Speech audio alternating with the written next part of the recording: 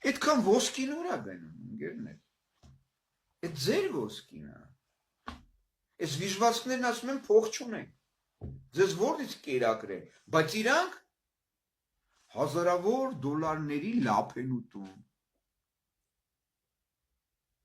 Միլիոնավոր դոլարների աշխատավարձ են ստանում, միլիոնավոր դոլարների պարգևավճարներ են ստանում, բայց սահմանապահ զինվորին 4230 դրամ փող են տալիս։ Հա? Հիմա արեք հիմա ցած վերելուծենք էլի իրար հետ։ Ինչ է կատարվում։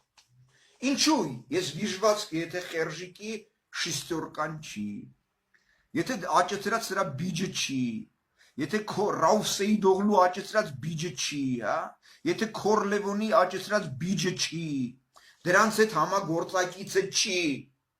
ինչի այդ գումարները հետ չի պահանջում։ Պետություն թալանել է հասկանում եք ինչ է նշանակում։ Մեր գանձարան այսօր դատարկ է։ Տարեկան 300 տոննա ոսկի պետք է մեր գանձարանը մտներ, բայց այսօր այդ ոսկիները ուր են գնում։ Ես գիտեմ, որ մոտավորապես 300 տոննա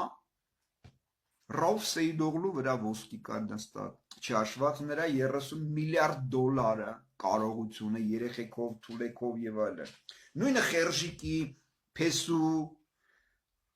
աղջիկների, կնգա, նույնը քորի, աղբերների, բալեքի եւ այլ հասկա, նույնը Փաշօղլու վերջի հաշվարկով մոտավորապես 6-ից 7 միլիարդ դոլար կարողության տեր է դարձել արդեն, որը նստած է այդ դրա կնիկ կոչվածի, դրա թուլեքի եւ նրա մտերիմների վրա։